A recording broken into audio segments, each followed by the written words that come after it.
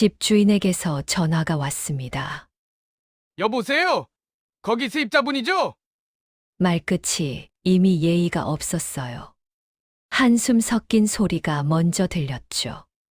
지금 장난하시는 겁니까? 전세 만기 지난 지 벌써 한 달 넘었어요. 그 말투는 화를 누르면서도 못 숨긴 짜증이 그대로 묻어 있었어요. 들어올 사람이 있으니까요. 이번 주 안에는 좀 비워주셔야 합니다. 제가 더는 기다릴 수가 없어요. 툭툭 던지는 어조였죠. 말을 하는데 사람이 아니라 빛 독촉하듯 억세더군요. 알아들으셨죠? 이번 주 안에요. 뚝. 전화가 그 자리에서 끊겼습니다. 저는 잠시 휴대폰을 내려다보다 숨을 한 번 길게 들이켰어요. 이번 주 안에 비우라네. 손이 살짝 떨리더군요. 남편이 세상을 떠난 지 3년째였습니다. 치매로 몇 년을 고생하시다 결국 가셨죠. 그 뒤로 전 혼자 이 전셋집에서 지내왔어요. 무릎이 안 좋아 계단 오르내리기도 힘든 나이가 됐는데 이제 이마저 나가야 한다니. 거실 창문 너머로 낮은 건물들이 보였어요. 30년 가까이 살았던 동네였죠. 시장 가는 길도 외울 만큼 익숙하고 동네 아줌마들 얼굴도 다 알고 있었습니다. 하지만 이제 떠나야 해요. 전세 보증금으로 어디를 구하지. 서울에서 다시 전세를 얻으려면 보증금이 턱없이 부족했어요. 집값이 너무 많이 올랐거든요. 자식은 셋이었습니다. 큰아들 준혁이, 둘째 딸 수진이, 막내 아들 민우. 옛날에 남편 사업이 잘 될 때 아이들한테 많이 해줬어요. 특히 큰아들한테는 결혼할 때 집도 사주고 가게 보증금도 대줬죠. 학비도 제일 많이 들었고요. 둘째 딸은 늘 그 얘기를 했어요. 큰오빠는 평생 엄마 아빠 돈 다 썼잖아. 막내 아들은 지방 공장에서 3교대로 일하며 고시텔 방 한 칸에서 지내고 있었어요. 마음만큼은 제일 착한 아들이었죠. 전화기를 들었다 놓았다를 몇 번 반복했습니다. 아이들한테 말해야 하는데 손가락이 떨렸어요. 부담 주고 싶지 않았거든요. 하지만 어쩔 수 없었죠. 결국 단톡방에 메시지를 보냈습니다. 애들아, 이번 주말에 잠깐 시간 되니 엄마가 할 얘기가 있어. 답장은 금방 왔어요. 준혁 무슨 일이에요? 수진 엄마 어디 아프세요? 민호 주말에 올라갈게요. 괜찮으세요? 아직 아무 말도 안 했는데 벌써 걱정하는 목소리들이었어요. 이 애들한테 어떻게 말하지? 그날 밤 잠을 설쳤습니다. 천장을 보면서 계속 생각했어요. 이 나이에 내가 어디로 가야 한단 말이냐. 주말이 됐습니다. 아이들이 하나둘 집에 모였어요. 큰아들은 차를 몰고 왔고 둘째 딸은 과일을 들고 왔죠. 막내는 지방에서 새벽 기차를 타고 올라왔더군요. 엄마, 무슨 일이에요? 얼굴이 안 좋으신데. 준혁이가 물었습니다. 앉아라. 차 한 잔씩 하면서 얘기하자. 차를 따라주고 자리에 앉았어요. 심호흡을 한 번 하고 입을 열었죠. 애들아, 엄마가 이 집 나가야 할 것 같다. 셋 다 동시에 놀란 얼굴로 저를 봤어요. 집주인이 전세 연장 안 된대. 이번 주 안에 비우라고 하더라. 갑자기요? 왜요? 수진이가 물었습니다. 들어올 사람이 있나 보다. 어쩔 수 없지 뭐. 준혁이가 팔짱을 끼며 말했어요. 그럼 다른데 전세 알아보시면 되잖아요. 그게 요즘 전세 보증금이 얼마나 올랐는지 아니? 엄마 가진 돈으론 서울에서 구하기 힘들어. 침묵이 흘렀습니다. 아이들 표정이 조금씩 굳어지는 게 보였어요. 민호가 조심스럽게 물었죠. 그럼 어떻게 하실 건데요? 그래서 너희한테 물어보려고. 또 침묵. 이번엔 좀 길었어요. 준혁이가 먼저 입을 열었습니다. 엄마, 저희 집은 솔직히 좁아요. 애들 둘에 방도 부족하고. 나도 안다. 그냥 물어본 거야. 수진이가 말했어요. 엄마, 저희도 전세라 집주인이 뭐라고 할 것 같아요. 그래, 알아. 민호가 고개를 숙였습니다. 저는 모시고 싶은데 지금 고시텔이라. 아무도 대답하지 않았어요. 저도 더 이상 말하지 않았죠. 그렇구나. 아무도 엄마를 모실 자리가 없구나. 가슴 한쪽이 서늘하게 식어 내려가는 느낌이었습니다. 준혁이가 말했어요. 일단 어디 임대 같은 거 알아보시는 게 어때요? 저희가 보증금 좀 보태드릴 테니. 그래, 그렇게 하마. 더 이상 이야기를 끌고 싶지 않았어요. 아이들은 서로 눈치를 보다가 하나씩 일어났습니다. 엄마, 그럼 저 먼저 갈게요. 애들 학원 데려다 줘야 해서. 나도 약속이 있어서 먼저 갈게요, 엄마. 저도 오늘 기차 시간이. 결국 모두 떠났어요. 문이 닫히는 소리가 3번 들렸죠. 저는 거실 소파에 혼자 앉아 있었습니다. 찻잔이 3개, 반쯤 남은 채로 테이블 위에 놓여 있었어요. 나는 저 애들 인생의 짐이구나. 그 생각이 가슴 깊은 곳에 서늘하게 박혔습니다. 창밖을 봤어요. 해가 지고 있었죠. 오래된 장롱 문짝에 비친 제 모습이 흐릿하게 보였습니다. 이제 어떻게 살아야 하나. 혼잣말이 작게 흘러나왔어요. 그날 밤, 전 짐을 정리하기 시작했습니다. 며칠 후, 아이들을 다시 불렀습니다. 이번엔 제대로 얘기 좀 하자. 엄마가 어디로 가야 할지. 이번엔 셋 다 표정이 무거웠어요. 준혁이가 먼저 입을 열었습니다. 엄마, 저희도 생각 좀 해봤어요. 근데 솔직히 각자 형편이 있잖아요. 형편. 네. 저는 대출도 있고 애들 학원비에 생활비까지 빠듯해요. 엄마까지 모시면 한 달에 얼마나 더 드는지 아세요? 수진이가 거들었어요. 엄마, 솔직히 말씀드리면요. 큰오빠가 예전에 엄마한테 제일 많이 받았잖아요. 집도 사주셨고, 가게 보증금도 대주셨고, 그게 지금이랑 무슨 상관이냐? 상관 있죠. 그러니까 큰오빠가 좀 책임지는 게 맞지 않나 싶어서요. 준혁이 얼굴이 붉어졌어요. 야, 그게 뭔 소리야? 그건 옛날 일이잖아. 지금은 나도 힘들다고. 힘들긴. 오빠 차 바꾼 거 나 다 봤어. 그게 힘든 사람이 타는 차야? 차는 할부고. 그리고 그건 회사 때문에 어쩔 수 없이. 목소리가 높아지기 시작했습니다. 저는 손을 들어 둘을 말렸어요. 그만해라. 싸우지 말고. 민호가 조용히 말했습니다. 형, 누나 제가 모실게요. 너, 준혁이가 놀란 얼굴로 동생을 봤어요. 응. 나 지금 고시텔이긴 한데 조금 더 큰 데로 옮기면 되잖아. 엄마 모실 수 있는 곳으로. 야, 너 월급이 얼마나 되는데. 그리고 공장 3교대 돌잖아. 낮밤 바뀌는데 어떻게 엄마를 모셔? 수진이도 말했어요. 민호야, 내 마음은 고맙지만 현실적으로 안 돼. 엄마 무릎도 안 좋으신데 고시텔 계단 오르내리실 수 있겠어? 민호가 고개를 숙였습니다. 그럼 어떻게? 침묵이 또 흘렀어요. 긴 침묵이었죠. 준혁이가 한숨을 쉬며 말했습니다. 일단 보류하죠. 좀 더 생각해보고. 보류. 제 목소리가 차갑게 나왔어요. 엄마 이번 주 안에 나가야 하는데. 보류는 무슨 보류니? 그러니까 임대 알아보시면서 저희가 돈 좀 보태드리면 되잖아요. 돈 보태는 건 됐다.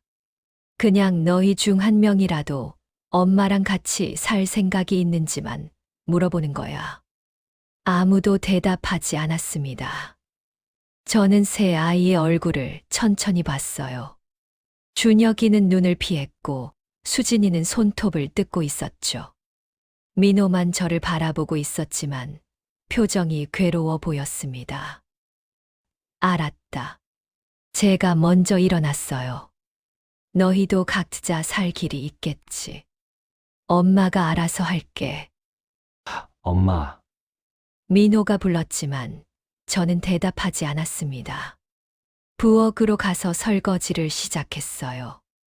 아이들은 한참을 거실에 앉아 있다가 하나씩 나갔습니다. 문 닫히는 소리가 또 3번 들렸죠.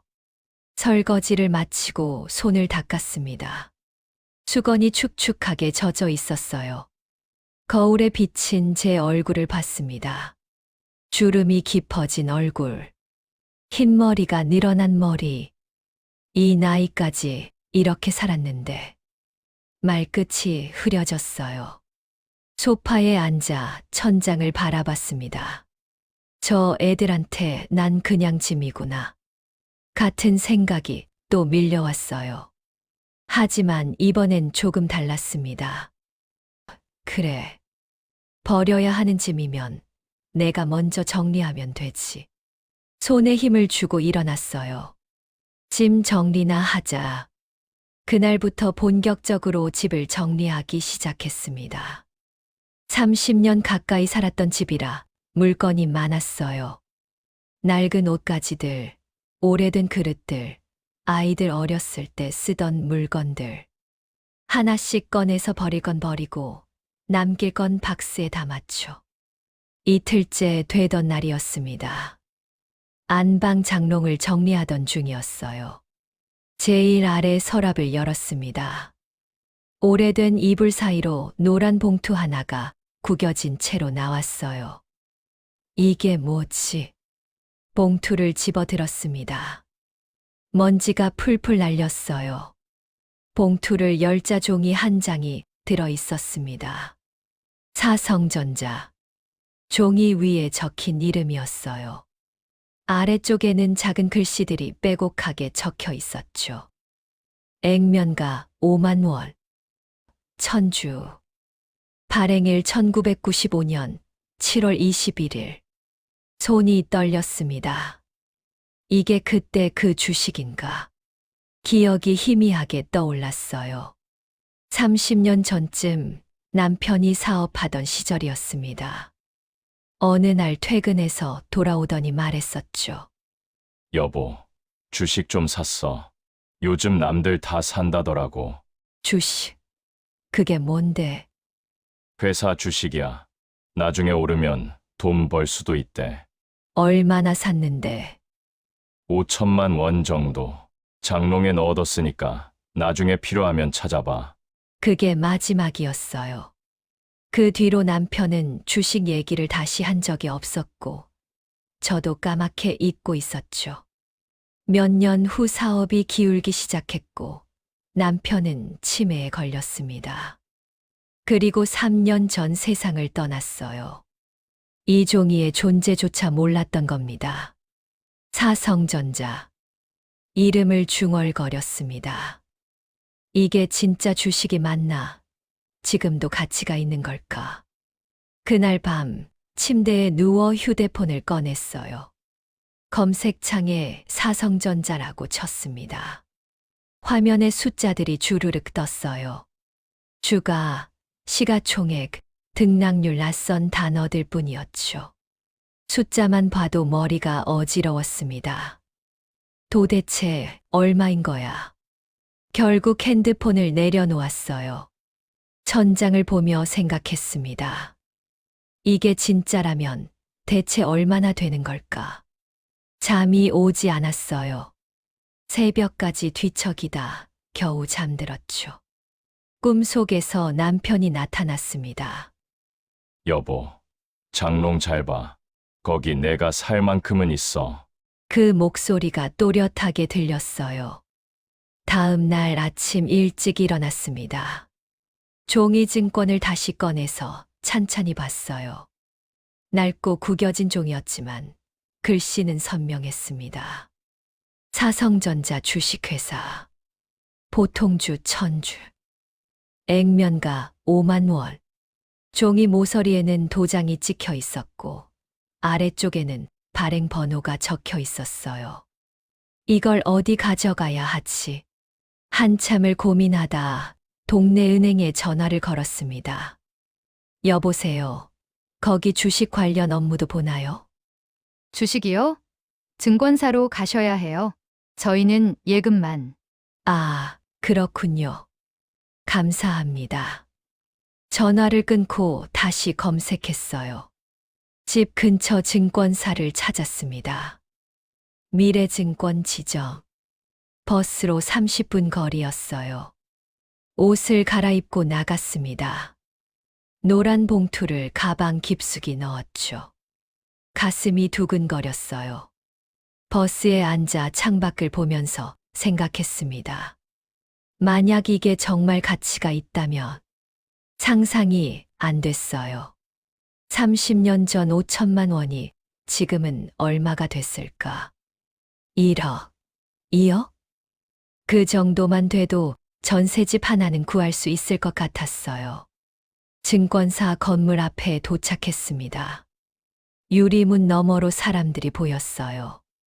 모니터를 보며 뭔가를 누르고 있는 사람들, 창구에서 상담받는 사람들. 다들 바빠 보였죠. 내가 여기 들어가도 되나? 발이 떨어지지 않았어요. 한참을 문 앞에 서 있다가 용기를 내서 안으로 들어갔습니다. 어서 오세요. 직원이 인사했어요. 저기 주식 관련해서 좀 여쭤보려고요. 네, 창구로 오시겠어요? 안내를 받아 창구에 앉았습니다. 젊은 여직원이 웃으며 물었어요. 무엇을 도와드릴까요? 가방에서 노란 봉투를 꺼냈습니다. 손이 떨려서 봉투를 펼치는데 시간이 걸렸어요. 종이 증권을 꺼내서 창구 너머로 밀었죠. 이게 주식인 것 같은데요. 얼마나 되는지 좀 봐주실 수 있나요? 직원이 종이를 받아들었습니다. 잠시 살펴보더니 눈이 커졌어요. 어머니, 이거 종이증권이네요. 요즘엔 거의 안 보는데. 오래됐어요. 30년 전 거예요. 잠시만 기다려 주세요. 직원이 자리에서 일어나 안쪽으로 들어갔습니다. 다른 직원과 뭔가 이야기를 나누더니 컴퓨터를 두드리기 시작했어요. 저는 의자에 앉아 기다렸습니다. 손바닥에 땀이 났어요. 10분쯤 지났을까? 직원이 돌아왔습니다. 표정이 심상치 않았어요. 어머니, 이거 엄청난 금액인데요. 네, 사성전자요.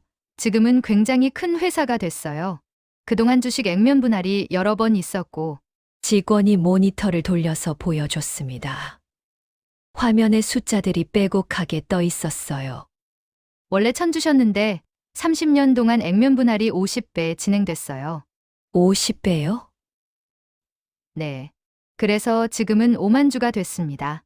머리가 어지러웠어요. 5만 주라는 숫자가 실감이 안 났죠. 직원이 계속 설명했습니다. 현재 주가가 주당 10만 원이고요. 계산기를 두드렸어요. 10만 원 곱하기 5만 주면 잠시 멈추더니 저를 봤습니다. 50억 원입니다. 말이 안 나왔어요. 정확하게는 50억 원 정도고 세금이랑 수수료 빼면 대략 45억 정도 남으실 거예요. 45억. 제 목소리가 떨렸습니다. 손이 떨려서 책상을 짚었어요. 어머니, 괜찮으세요? 물 가져다 드릴까요? 아, 네, 물 좀. 직원이 급하게 물을 가져왔습니다. 천천히 마시세요. 물을 몇 모금 마셨어요. 심장이 너무 빨리 뛰었습니다. 이게 진짜인가요? 네, 진짜예요.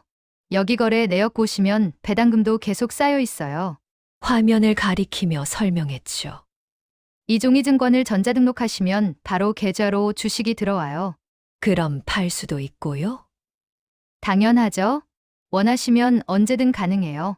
다만 금액이 크시니까 천천히 나눠서 파시는 게 좋을 것 같아요.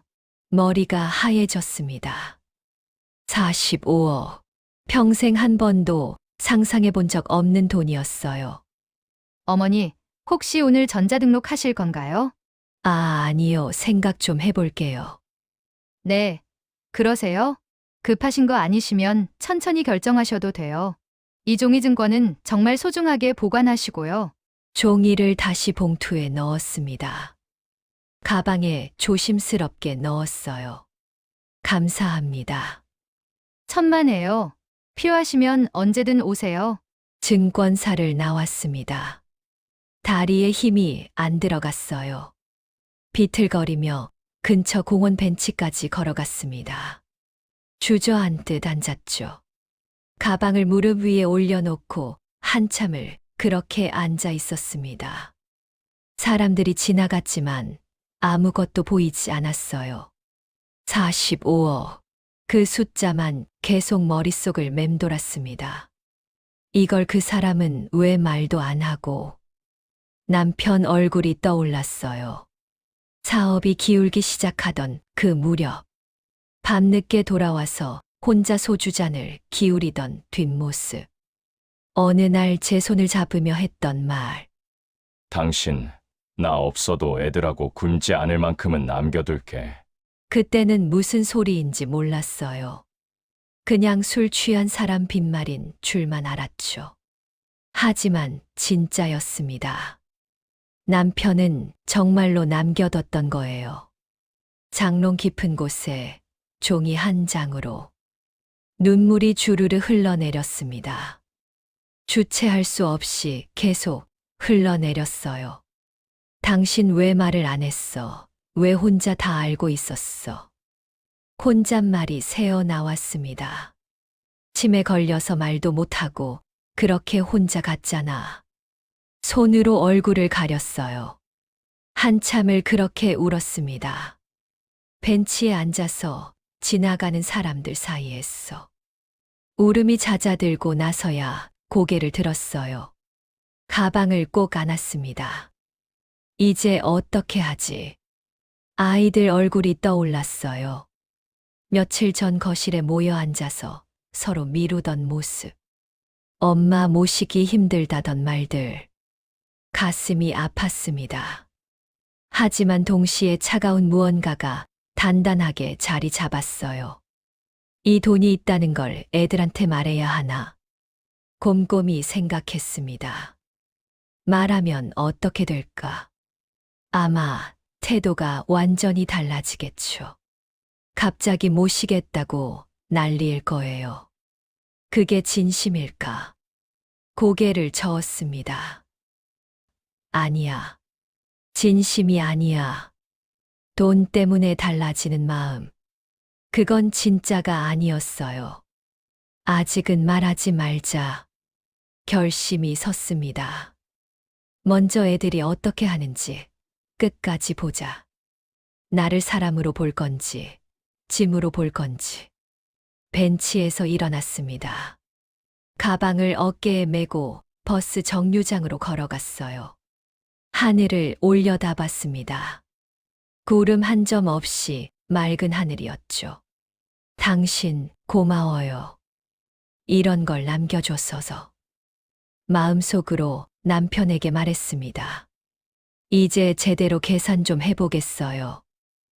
제대로. 집으로 돌아왔습니다. 종이증권을 다시 장롱 서랍재의 깊은 곳에 넣었어요. 아무도 모르게 조용히. 그리고 휴대폰을 들었습니다. 단톡방에 메시지를 보냈죠. 애들아, 다음 주에 다시 한번 모이자. 엄마가 결정한 게 있어. 답장이 곧 왔습니다. 준혁 또 무슨 일이에요? 수루진 요양원 정하신 거예요? 민호, 네, 엄마. 갈게요. 핸드폰을 내려놓고 창밖을 봤어요. 해가 지고 있었습니다. 붉은 노을이 하늘을 물들이고 있었죠. 이제 시작이야. 작게 중얼거렸습니다. 진짜 누가 진심인지 보는 거. 사막 일주일이 지났습니다. 그동안 저는 조용히 준비했어요. 증권사에 다시 가서 종이증권을 전자등록했습니다. 직원이 안내해 준 대로 서류를 작성하고 계좌를 만들었죠. 어머니, 등록 완료됐어요. 이제 이 계좌로 주식이 들어왔습니다. 모니터 화면에 숫자가 떴어요. 보유 주식 5만 주. 평가 금액 50억 원. 여전히 믿기지 않았습니다. 팔고 싶으시면 언제든 말씀하세요. 다만 금액이 크시니까 천천히 나눠서 파시는 게 좋을 거예요. 아직은 그냥 두겠어요. 네. 그러세요? 배당도 나오니까 그것도 쏠쏠할 거예요. 집으로 돌아와서 통장을 서랍에 넣었습니다. 남편 사진 앞에 앉았어요. 당신, 이게 뭐예요? 왜 이런 걸 혼자 알고 계셨어요? 사진 속 남편은 그저 웃고 있을 뿐이었죠. 침에 걸려서 말도 못하고 얼마나 답답했어요. 손으로 사진을 쓰다듬었습니다. 그래도 고마워요. 이렇게라도 남겨줬어. 눈물이 또 났어요. 하지만 이번엔 금방 닦아냈습니다. 이제 울지 않을게요. 당신이 남겨준 거 제대로 쓸게요. 토요일이 됐습니다. 아이들이 또 집에 모였어요. 준혁이가 먼저 왔고 수진이가 그 다음 민호가 마지막이었죠. 엄마, 무슨 결정이에요? 준혁이가 물었습니다. 저는 차를 따라주고 앉았어요. 애들아, 엄마가 생각해봤어. 너희한테 짐 되고 싶지 않아. 그래서 결정했어. 수진이가 고개를 갸웃했어요. 무슨 결정요? 요양원 알아봤어. 요양원요? 셋 다 놀란 얼굴이었습니다. 엄마, 그게 무슨... 괜찮아. 엄마 나이도 이제 70인데 혼자 사는 것도 한계가 있더라. 요양원 가면 밥도 나오고 간호사도 있고 편할 것 같아. 준혁이가 말했어요. 엄마, 요양원 비용이 만만치 않은데요. 한 달에 200만 원은 기본이에요. 엄마가 알아서 할게. 무슨 돈으로요? 전세 보증금 있어도 그거 다 쓰면 나중에 어떡하려고요? 저는 조용히 웃었습니다. 돈은 걱정 마. 아빠가 좀 남겨뒀어. 아빠요? 얼마나 남기셨는데요? 수진이가 날카롭게 물었어요. 그냥 몇 년 쓸 만큼은 돼. 얼마나요? 구체적으로 말씀해 주세요. 그건 나중에 얘기하자. 지금은 요양원 얘기가 먼저니까. 민호가 조용히 말했습니다. 엄마, 요양원은 너무한 것 같아요. 제가 모실게요. 정말로. 내 마음은 고맙다. 근데 현실적으로 힘들잖니? 그래도 민호야, 넌 내 인생 살아야지. 엄마 걱정은 하지 마. 준혁이가 팔짱을 꼈어요. 엄마, 솔직히 여쭤봐도 될까요? 아빠가 남기신 돈이 얼마나 되는지 저희도 알면 좋을 것 같아서요. 왜 알아야 하는데? 엄마 돈인데 결국 나중엔 저희한테도 관련 있는 거니까요. 그냥 미리 알고 있는 게 나을 것 같아서요. 제 목소리가 차가워졌습니다. 관련 있다는 게 무슨 뜻이니? 그게 아니라 계획을 세워야 한다는 거죠. 요양원비도 그렇고 나중 일도 그렇고. 수진이도 거들었어요. 맞아요, 엄마. 저희도 각자 형편이 있잖아요. 엄마가 돈이 얼마나 있으신지 알아야 저희도 얼마나 보태드릴지 계산할 수 있잖아요. 저는 두 사람을 번갈아 봤습니다. 벌써부터 계산하고 있구나. 가슴 한편이 차갑게 식어내렸어요. 알았어. 그럼 나중에 얘기하자. 오늘은 이만. 엄마, 오늘은 여기까지. 너희들 바쁠 텐데 가봐라. 더 이상 말하고 싶지 않았어요. 아이들은 서로 눈치를 보다가 하나씩 일어났습니다. 현관에서 신발을 신으며 준혁이가 말했어요. 엄마, 요양원은 진지하게 다시 생각해 보세요. 괜히 돈 낭비하시는 거 아닌가 싶어서요. 내 돈인데 내가 쓰겠다는데 무슨 상관이니? 그게 아니라, 됐어. 가봐. 문을 닫았습니다. 거실로 돌아와 소파에 앉았어요. 찻잔이 또 3개 남아 있었습니다. 계획을 세운다. 쓴 웃음이 났어요. 엄마 모시는 건 부담이고 돈은 미리 계산하고 핸드폰을 꺼냈습니다. 메모장을 열어서 적기 시작했어요. 준혁 예전에 집 사춤 2억, 가게 보증금 5천만 원, 결혼자금 3천만 원, 수진 결혼자금 2천만 원, 전세 보증금 도움 1천만 원, 민호 대학 등록금 1천만 원. 숫자를 정리하고 나니까 명확해졌어요. 준혁이가 제일 많이 받았습니다.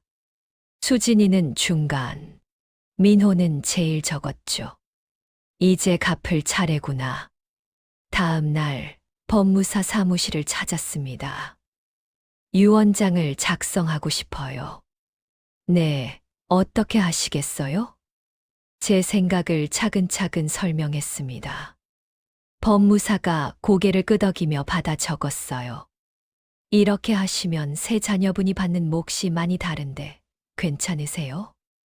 괜찮아요. 이게 공평한 거예요. 알겠습니다. 일주일 후에 서류 완성해 드릴게요. 사무실을 나오면서 생각했습니다. 이제 준비는 다 됐어. 남은 건 애들한테 보여주는 것뿐이야. 집으로 돌아와서 부동산 앱을 켰습니다. 강남 아파트를 검색했어요. 엘리베이터 있는 곳, 병원 가까운 곳, 시장 가까운 곳, 조건에 맞는 매물이 몇 개 떴습니다. 그중 마음에 드는 곳이 하나 있었어요. 작지만 깔끔한 투룸. 가격은 12억 원. 전화를 걸었습니다. 여보세요. 이 매물 아직 있나요? 네, 있습니다. 보러 오시겠어요? 네, 내일 갈게요. 다음 날 아파트를 보러 갔습니다. 깨끗했어요. 햇빛도 잘 들고 역도 가까웠죠. 이 집으로 할게요. 정말요? 그럼 계약서 쓰시죠. 일주일 만에 계약이 끝났습니다. 이사 날짜를 잡았어요. 아이들한테는 아직 말하지 않았습니다. 때가 되면 얘기하지. 짐을 조금씩 쌌습니다. 30년 동안 모은 물건들. 하나하나 정리하면서 추억이 떠올랐어요. 아이들 어렸을 때 사진. 남편이랑 찍은 사진. 가족 여행 갔던 사진. 그때는 좋았는데 사진을 쓰다듬었습니다. 이제 다시 시작이야. 내 방식대로. 상자에 사진을 담았어요. 새 집으로 가져갈 것들이었죠. 창밖을 봤습니다. 해가 지고 있었어요. 노을이 붉게 물들고 있었습니다. 당신 잘 보고 있죠? 제가 이제 제대로 하는 거. 남편한테 말하듯 중얼거렸어요. 바람이 창문을 흔들었습니다. 마치 대답하는 것 같았죠. 며칠 후였습니다. 민호한테만 따로 연락했어요. 민호야, 이번 주말에 올라올 수 있니? 네. 엄마, 무슨 일이세요? 엄마가 줄 게 있어서. 네. 뭔데요? 오면 알려줄게. 토요일, 민호가 왔습니다. 엄마, 저 왔어요. 환하게 웃으며 안으로 들어왔어요. 앉아라. 차 마시자. 차를 내오고 마주 앉았습니다. 서랍에서 봉투 하나를 꺼냈어요. 이거. 뭐예요? 나중에 급한 일 생기면 여기 적힌 법무사 찾아가거라. 엄마 이게 뭔데요? 너 줄 거야. 내가 새로 시작할 수 있게. 민호가 봉투를 열어보려 했어요. 제가 손으로 막았습니다. 지금 보지 마. 나중에 집에 가서 봐. 엄마, 그리고 형이랑 누나한테는 절대 말하지 마. 왜요? 이건 너만 받는 거니까. 마음 쓴 만큼 받는 거야. 민호 눈에 눈물이 고였습니다. 엄마 저 아무것도 안 했는데. 아니야. 넌 충분히 했어. 손을 꽉 잡았어요. 형이랑 누나는 돈 계산했지만 넌 엄마 걱정했잖아. 그게 얼마나 큰 건지 아니? 엄마, 울지 마. 착한 우리 막내. 민호를 안아줬습니다. 마른 어깨가 느껴졌어요. 이 녀석도 힘들게 살았구나. 가슴이 아팠습니다. 민호야, 앞으로 잘 살아. 결혼도 하고 행복하게 살아. 네, 엄마도 건강하세요. 그럼. 엄마 튼튼해. 민호를 배웅하고 돌아왔습니다. 한 명은 제대로 챙겼어. 마음이 따뜻했어요. 일주일 후 이사 날이 왔습니다. 새벽부터 이사짐 센터 차가 도착했어요. 어머니, 짐이 많지 않네요. 오래 쓸 것들만 챙겼어요. 30년을 살았던 집인데도 짐은 생각보다 적었습니다. 버릴 건 다 버렸고 추억만 남겼죠. 남편 사진, 아이들 어렸을 때 앨범, 오래된 그릇 몇 개. 그게 전부였어요. 짐을 차에 싣는 동안 집 안을 천천히 둘러봤습니다. 거실 벽에 남은 못자국, 부엌 싱크대, 옆 긁힌 자국, 안방 창문 너머로 보이던 풍경. 그동안 고마웠어. 빈 집에 인사했습니다. 차에 올라탔어요. 기사님이 물었습니다. 어디로 갈까요? 강남이요. 주소 여기 있어요. 종이를 건넸죠. 차가 출발했습니다. 뒤돌아보지 않았어요. 이미 마음은 앞을 향하고 있었으니까요. 1시간쯤 걸려서 새 아파트에 도착했습니다. 깨끗한 건물이었어요. 엘리베이터를 타고 10층으로 올라갔습니다. 문을 열고 들어섰죠. 햇빛이 가득한 거실이 보였어요. 여기가 내 집이구나. 가방을 내려놓고 창가에 섰습니다. 아래로 깨끗한 거리가 보였어요. 병원도 가깝고 시장도 가깝고 지하철역도 걸어서 10분이었죠. 좋다. 작게 중얼거렸습니다. 짐을 풀기 시작했어요. 옷장에 옷을 넣고 부엌에 그릇을 정리하고 거실에 사진을 놓았습니다. 남편 사진을 제일 좋은 자리에 뒀어요. 당신 여기 좋죠? 우리 새로 시작하는 거예요. 사진 속 남편이 웃고 있는 것 같았습니다. 저녁 무렵이 됐어요. 짐 정리가 끝났습니다. 소파에 앉아서 핸드폰을 봤어요. 아이들한테서 연락은 없었습니다. 그렇겠지. 요양원 간 줄 알 테니까. 쓴 웃음이 났어요. 하지만 섭섭하진 않았습니다. 오히려 마음이 편했죠. 이제 내 인생이야. 핸드폰을 내려놓고 부엌으로 갔습니다. 간단하게 저녁을 차렸어요. 김치찌개 한 그릇. 혼자 먹는 밥이었지만 맛있었습니다. 밤이 깊어졌습니다. 침대에 누워 천장을 봤어요. 낯선 천장이었지만 불안하지 않았습니다. 오히려 설렜죠. 내일부터 어떻게 살까? 눈을 감았습니다. 편하게 잠들었어요. 다음 날 아침 일찍 일어났습니다. 창밖으로 아침 햇살이 들어오고 있었어요. 좋다. 세수를 하고 옷을 갈아입었습니다. 산책을 나갔어요. 아파트 단지 안 산책로를 걸었습니다. 나무가 많았고 벤치도 여기저기 있었죠. 여기서 매일 아침 걸어야지. 근처 시장도 가봤어요. 채소가 신선했고 과일도 싱싱했습니다. 장을 조금 봐서 들고 왔어요. 엘리베이터를 타고 올라가는데 옆집 아주머니와 마주쳤습니다. 어머, 새로 이사 오셨어요? 네. 어제 왔어요. 혼자 사세요? 네. 아이고, 외로우시겠어요. 나중에 차 한잔 하러 오세요. 감사합니다. 집에 돌아와서 장 본 걸 정리했습니다. 냉장고에 채소를 넣고 과일은 씻어서 접시에 담았어요. 점심을 먹고 나서 법무사 사무실에서 연락이 왔습니다. 어머니, 유언장 완성됐어요. 오셔서 확인하시겠어요? 네, 지금 갈게요. 법무사 사무실로 갔습니다.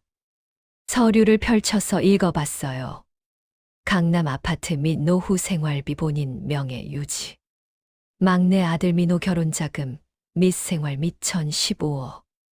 둘째 딸 수진 연락 및 정성에 대한 목 10억. 큰아들 준혁 과거 지원금 정산 후 5억. 나머지 5억 자선단체 기부. 숫자를 보면서 생각했습니다. 공평하지 않다고 할까. 고개를 저었어요. 아니야. 이게 진짜 공평한 거야. 받은 만큼, 마음 쓴 만큼. 그게 진짜 공평이었습니다. 이대로 확정할게요. 네. 그럼 서명해 주세요. 서명을 하고 공증을 받았습니다. 이제 법적 효력이 있습니다. 소중하게 보관하세요. 감사합니다.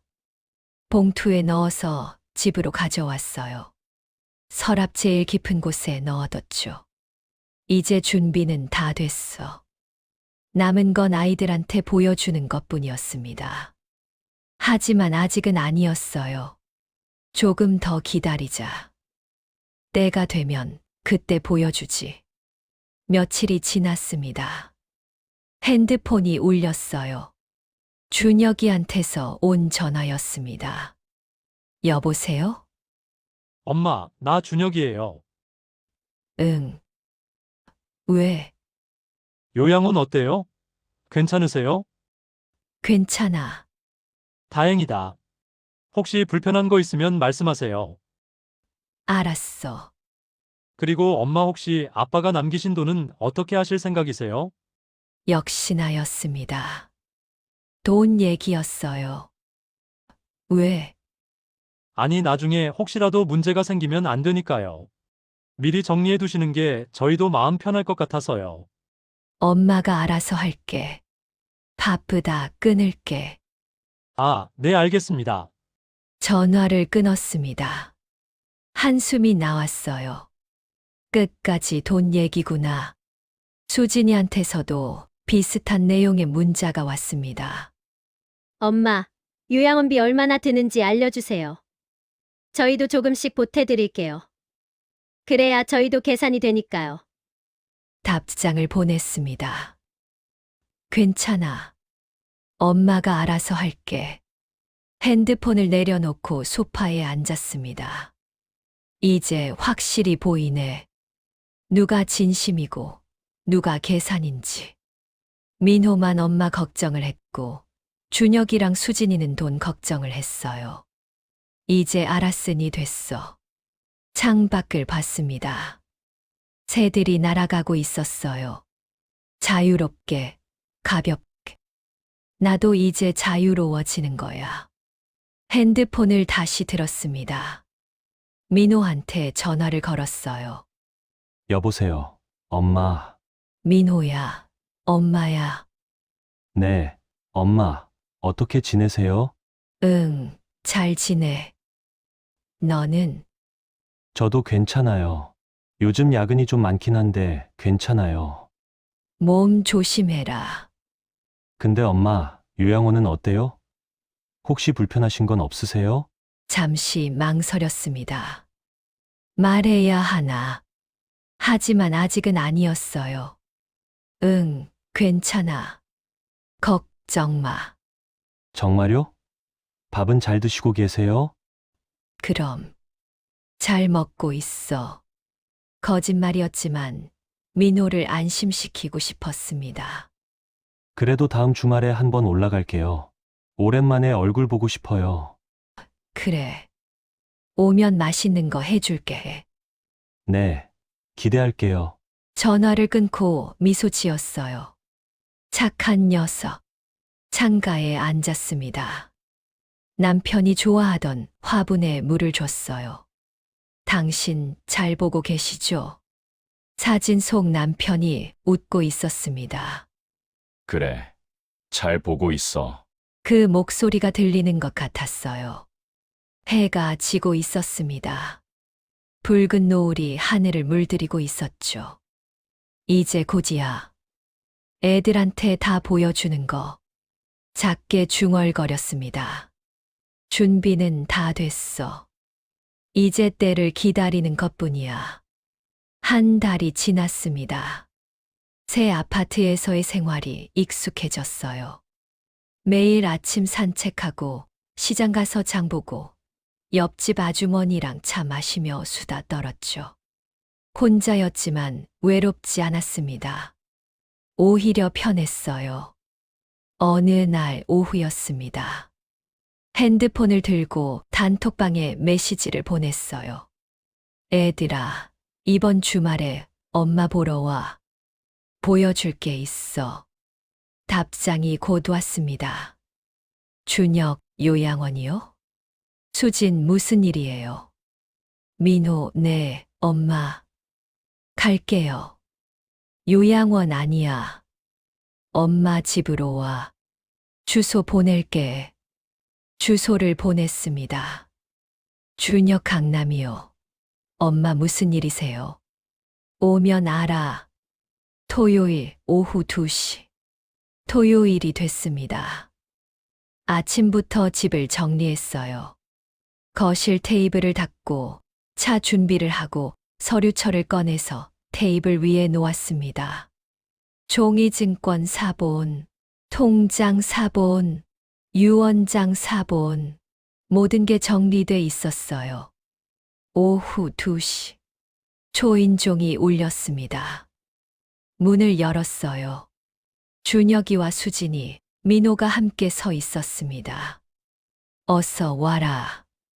엄마 여기가 어디예요? 준혁이가 주변을 둘러봤어요.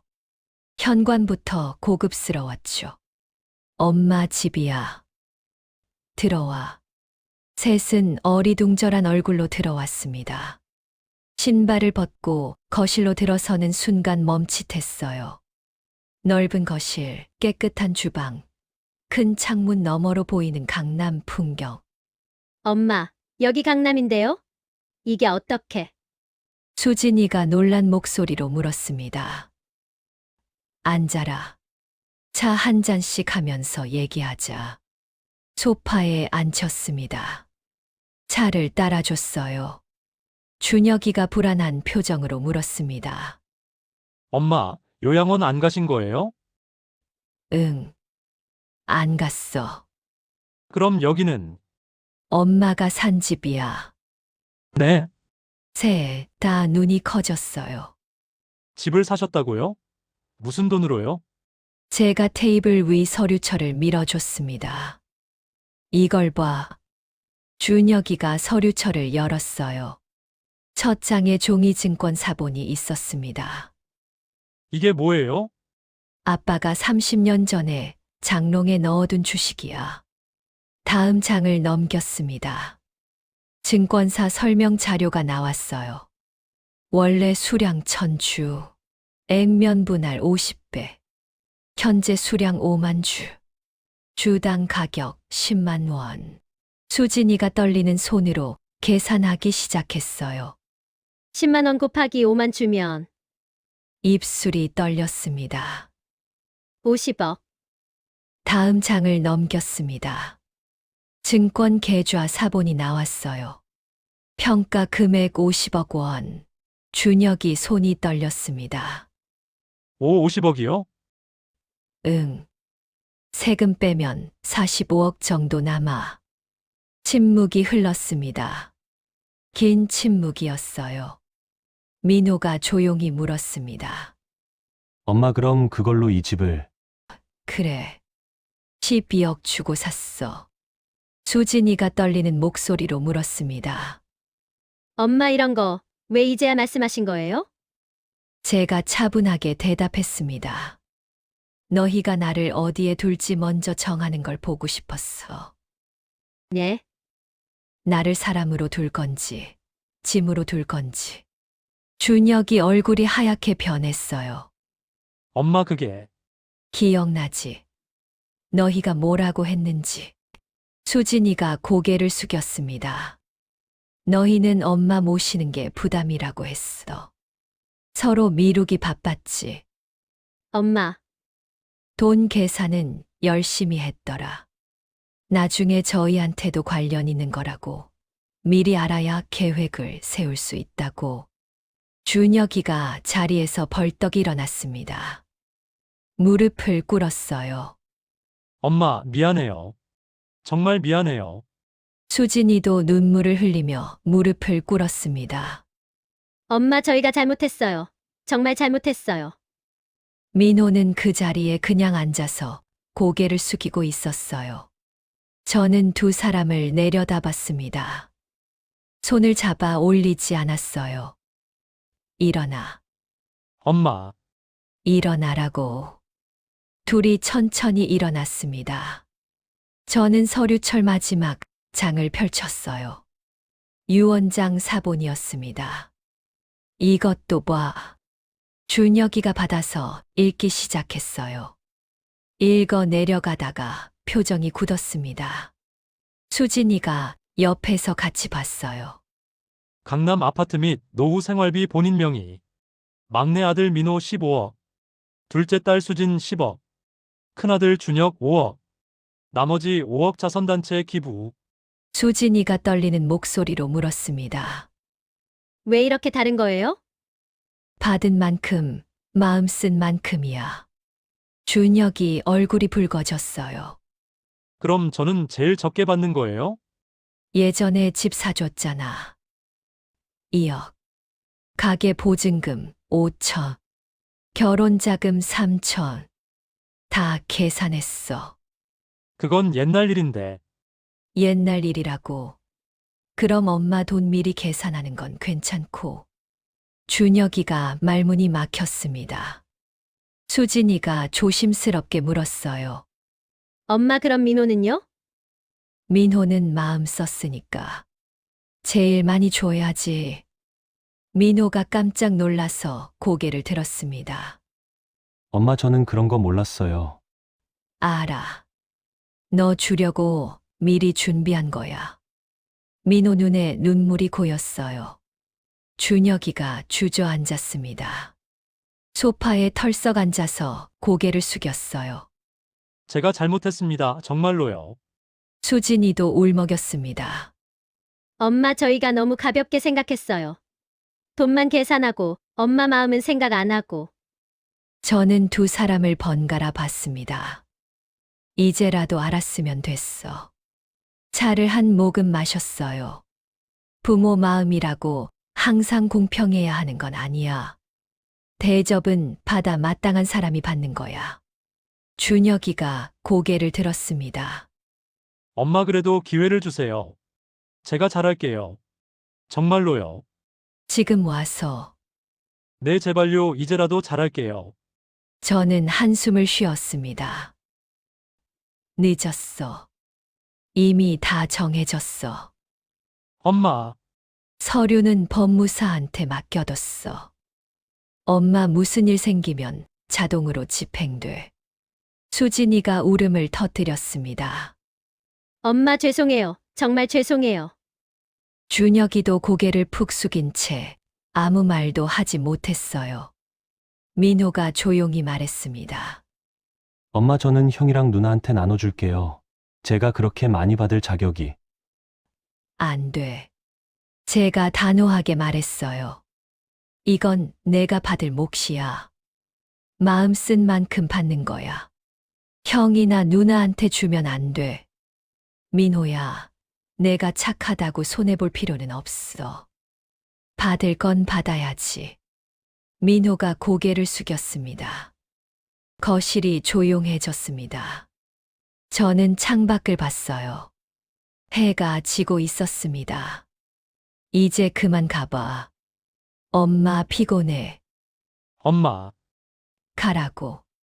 준혁이와 수진이는 천천히 일어났습니다. 현관까지 따라 나가지 않았어요. 소파에 그대로 앉아 있었죠. 민호만 제 곁에 남았습니다. 엄마 괜찮으세요? 응. 괜찮아. 마음 아프시죠? 조금. 근데 후회는 안 해. 민호가 제 손을 잡았어요. 엄마, 저 형이랑 누나 설득해 볼게요. 정말 반성하고 있는 것 같아요. 그래. 내 마음대로 해. 근데 서류는 안 받고. 네, 알겠어요. 문 닫히는 소리가 2번 들렸습니다. 준혁이와 수진이가 나간 소리였어요. 민호만 남았습니다. 엄마, 저 조금 더 있다 갈게요. 저녁 같이 드세요. 그래. 고맙다. 민호가 부엌으로 갔습니다. 냉장고를 열어보더니 라면을 꺼냈어요. 엄마, 라면 끓여드릴게요. 그래. 라면 끓는 소리가 들렸습니다. 따뜻한 소리였어요. 창밖을 봤습니다. 별이 하나둘 떠오르고 있었어요. 이제 진짜 끝났구나. 그날 이후로 한 달이 또 지났습니다. 준혁이한테서 연락이 자주 왔어요. 엄마, 주말에 찾아뵐게요. 엄마, 저녁 사드리고 싶어요. 엄마, 필요하신 거 없으세요? 수진이도 마찬가지였습니다. 엄마, 반찬 만들어 갈게요. 엄마, 시장 같이 가요. 엄마, 건강검진 같이 받으러 가요. 달라진 태도였어요. 하지만 저는 알고 있었습니다. 이게 진심일까? 돈 때문에 달라진 마음. 그게 진짜인지는 시간이 말해줄 거였어요. 어느 토요일 오후, 준혁이가 찾아왔습니다. 과일 상자를 들고 왔더군요. 엄마, 이거 드세요. 고맙다. 거실에 앉혔어요. 차를 내왔습니다. 준혁이가 조심스럽게 말했어요. 엄마, 그동안 제가 정말 잘못했어요. 그래. 이제라도 잘할게요. 진심이에요. 저는 차를 마시며 물었습니다. 왜? 네, 왜 갑자기 잘하고 싶어졌니? 준혁이 얼굴이 붉어졌어요. 그게 제가 철이 없었어요. 엄마가 얼마나 소중한 분인지 이제야 알았어요. 그래. 돈 보고 나서 깨달았구나. 엄마, 사실이잖아. 준혁이가 말문이 막혔어요. 저는 계속 말했습니다. 45억 없었으면 지금도 엄마 요양원 보내자고 했을 거야. 아니에요. 아니긴. 내 얼굴에 다 써 있어. 준혁이가 고개를 숙였습니다. 죄송해요. 미안하다는 말은 이제 그만해. 듣기 싫어. 그럼 어떻게 하면 돼요? 저는 창밖을 봤어요. 그냥 내 인생 살아. 엄마한테 신경 쓰지 말고. 엄마, 유언장은 이미 정해졌어. 바꿀 생각 없어. 돈 때문이 아니에요. 진짜 엄마가 그리워서. 제가 준혁이를 똑바로 봤습니다. 그럼 물어볼게. 엄마한테 돈이 하나도 없었으면 지금 여기 왔을까? 준혁이가 대답하지 못했어요. 침묵이 흘렀습니다. 그래. 안 왔겠지. 엄마 미안해요. 이제 그만 가봐. 엄마 쉬고 싶어. 준혁이가 천천히 일어났습니다. 현관에서 신발을 신으며 돌아봤어요. 엄마 그래도 가끔 찾아뵐게요. 정말로요. 그래. 내 마음대로 해. 문이 닫혔습니다. 저는 소파에 앉아서 한참을 그렇게 있었어요. 이게 맞는 걸까? 가슴 한편이 아팠습니다. 하지만 후회는 없었어요. 진심이 아닌데 받아줄 순 없지. 다음 주 일요일. 민호가 올라왔습니다. 엄마, 환하게 웃으며 안으로 들어왔어요. 손에 작은 봉투를 들고 있었습니다. 이게 뭐니? 엄마 드리려고 떡 샀어요. 시장에서 파는 거. 고맙다. 부엌에 떡을 놓고 거실로 왔습니다. 엄마, 저 그거 법무사 찾아갔어요. 응. 알아. 너무 많아요. 전 이렇게까지 받을 자격이. 제가 민호 손을 잡았습니다. 자격 있어. 넌 충분히 받을 자격 있어. 엄마, 형이랑 누나는 돈 계산했지만 넌 엄마 걱정했잖아. 그게 얼마나 큰 건지 아니? 민호 눈에 눈물이 고였어요. 엄마, 고마워요. 울지 마. 이제 그 돈으로 내 인생 제대로 살아. 네, 잘 쓸게요. 결혼도 하고, 좋은 집도 구하고. 그래. 행복하게 살아. 민호가 부엌으로 갔습니다. 엄마, 제가 점심 만들어 드릴게요. 그래. 같이 먹자. 요리하는 소리가 들렸어요. 민호가 콧노래를 부르며 요리하는 소리. 그 소리가 따뜻했습니다. 이래야 하는 거지. 가슴이 포근해졌어요. 점심이 완성됐습니다. 둘이 마주 앉아서 먹었어요. 엄마, 맛있죠? 응. 맛있다. 제가 요즘 요리 연습하고 있어요. 나중에 결혼하면 아내한테 해줄 거예요. 그래. 좋은 생각이다. 민호가 환하게 웃었습니다. 밥을 다 먹고 설거지를 같이 했어요. 민호가 그릇을 닦고 제가 물기를 닦았죠. 엄마, 저 다음 달에 휴가 나오면 또 올게요. 그래. 언제든 와. 형이랑 누나는 요즘 어때요? 가끔 오더라. 많이 후회하는 것 같던데. 그렇겠지. 민호가 조심스럽게 물었습니다. 엄마 용서해 주실 거예요? 저는 잠시 생각했어요. 모르겠다. 시간이 지나봐야 알겠지. 엄마도 마음 힘드시죠?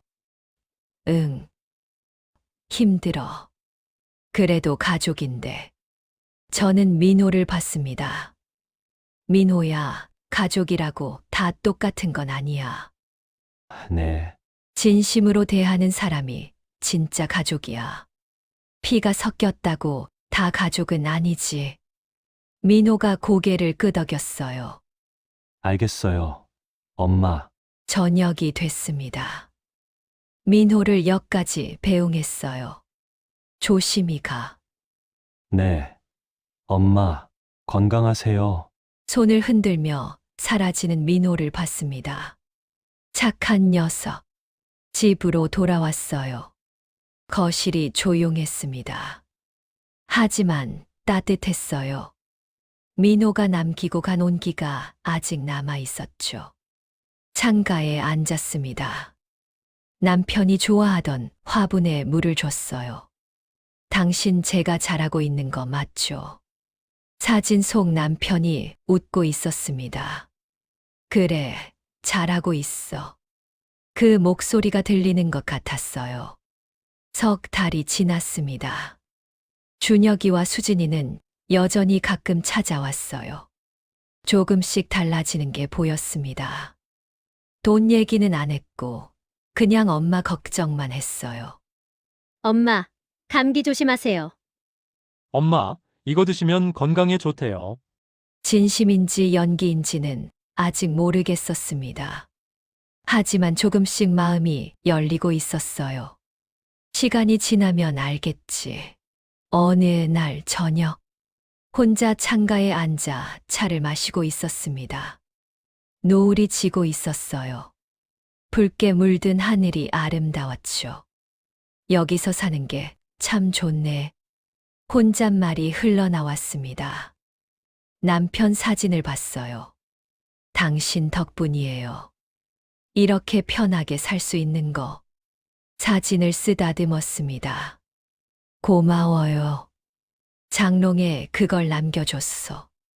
눈물이 날 것 같았지만 참았어요. 이제 안 울어요. 행복하게 살 거예요. 창밖을 다시 봤습니다.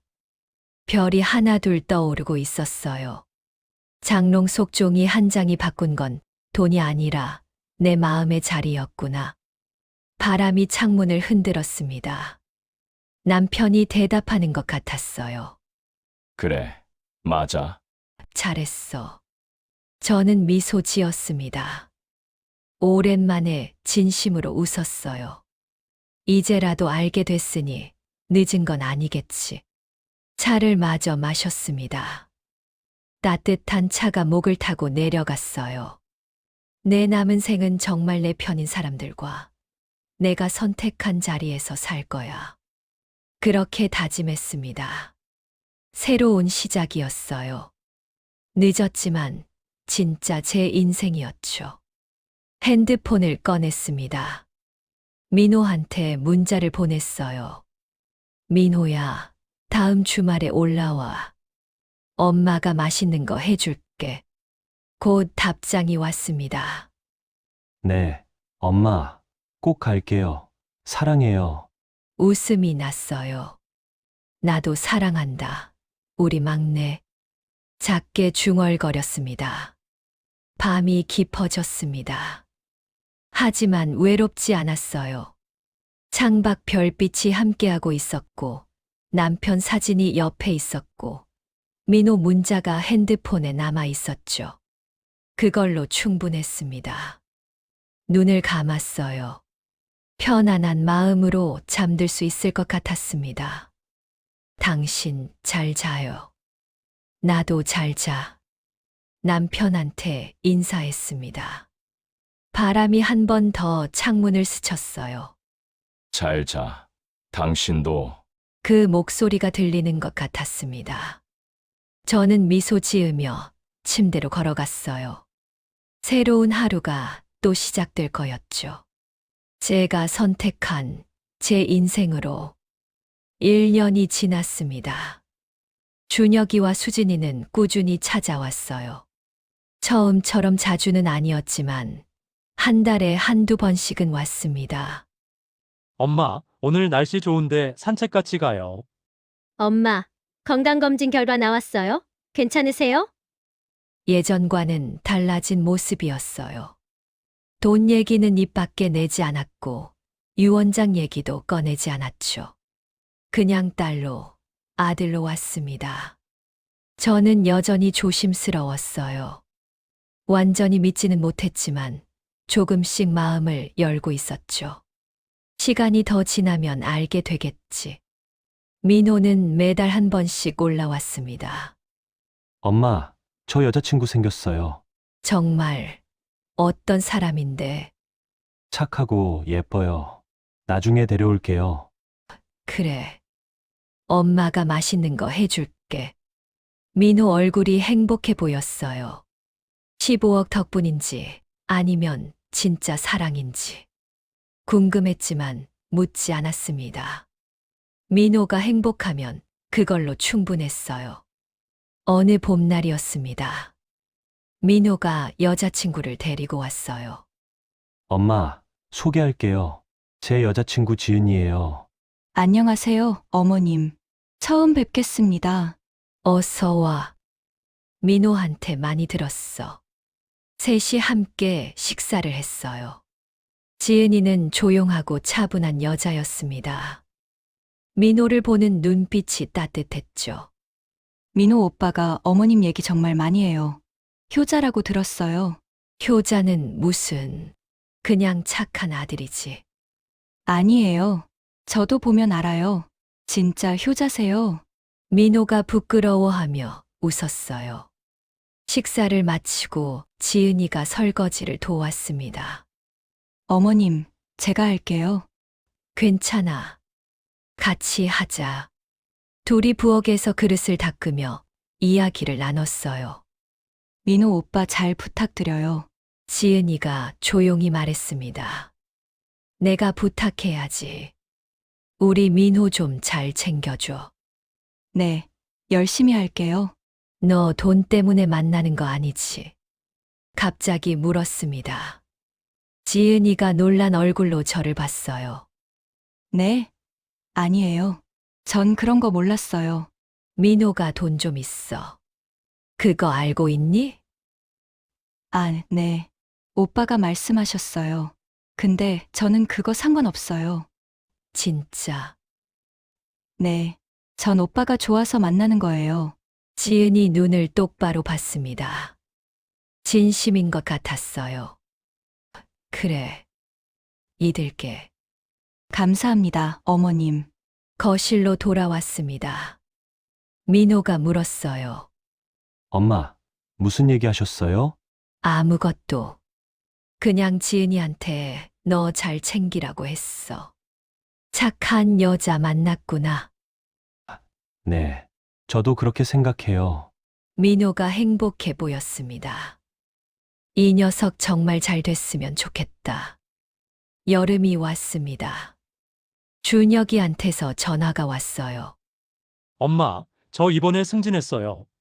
그래, 축하한다. 엄마 덕분이에요. 엄마가 그날 하신 말씀 덕분에 정신 차렸어요. 무슨 소리니? 대접은 받아 마땅한 사람이 받는다고 하셨잖아요. 그 말 듣고 달라지려고 노력했어요. 그래, 엄마, 이번 주말에 가족들 데리고 찾아뵐게요. 같이 저녁 먹어요. 그래. 주말에 준혁이 가족이 왔습니다. 아내와 아이들 둘. 할머니, 손주들이 저한테 달려왔어요. 어머님, 오랜만이에요. 며느리가 인사했습니다. 그래. 잘 지냈니? 네. 요즘 남편이 집안일도 많이 도와줘요. 많이 달라졌어요. 그래. 준혁이가 부끄러운 듯 웃었어요. 엄마한테 배웠죠. 늦었지만 저녁을 같이 먹었습니다. 손주들이 떠들고 며느리가 웃고 준혁이가 고기를 구워줬어요. 이런 모습도 나쁘지 않네. 마음 한편이 따뜻해졌습니다. 가을이 왔습니다. 수진이가 찾아왔어요. 엄마, 저 이번에 자격증 땄어요. 무슨 자격증? 요양보호사요. 나중에 엄마 돌봐드릴 수 있게. 그래. 네. 늦었지만 배우고 싶었어요. 엄마 필요하실 때 제가 옆에 있고 싶어서요. 수진이 눈에 진심이 보였습니다. 고맙다. 아니에요. 제가 해야 할 일이에요. 수진아. 네, 엄마. 유 원장 말인데. 엄마, 그거 얘기 안 하셔도 돼요. 전 괜찮아요. 엄마가 정하신 대로 하세요. 저는 이제 엄마 곁에 있는 게 더 중요해요. 수진이가 제 손을 잡았습니다. 돈보다 엄마가 더 소중해요. 늦게 깨달아서 죄송해요. 눈물이 날 것 같았어요. 그래, 고맙다. 엄마, 사랑해요. 나도 사랑한다. 수진이를 안아줬습니다. 따뜻했어요. 겨울이 왔습니다. 크리스마스 이브였어요. 아이들이 모두 모였습니다. 준혁이 가족, 수진이, 민호와 지은이. 거실이 북적였죠. 할머니, 우리가 케이크 샀어요. 엄마 치킨도 시켰어요. 어머님, 제가 샐러드 만들어 왔어요. 모두가 웃고 떠들었습니다. 저는 소파에 앉아서 그 모습을 봤어요. 이게 가족이구나. 가슴이 벅차올랐습니다. 민호가 옆에 앉았어요. 엄마, 행복하세요? 응. 행복해. 다행이다. 저도 엄마 행복한 모습 보니까 좋아요. 민호야, 고맙다. 뭐가요? 엄마 옆에 있어 줬어서. 당연한 거예요, 엄마. 민호가 환하게 웃었습니다. 케이크에 촛불을 켰어요. 할머니, 소원 빌어요. 그래. 눈을 감았습니다. 이 아이들이 모두 행복하게 살게 해주세요. 촛불을 불었어요. 모두가 박수를 쳤습니다. 엄마, 메리 크리스마스. 할머니, 사랑해요. 어머님, 건강하세요. 저는 웃으며 대답했어요. 그래. 너희들도 사랑한다. 창밖으로 눈이 내리고 있었습니다. 하얀 눈이 조용히 쌓이고 있었죠. 남편 사진을 봤어요. 당신 보고 있죠?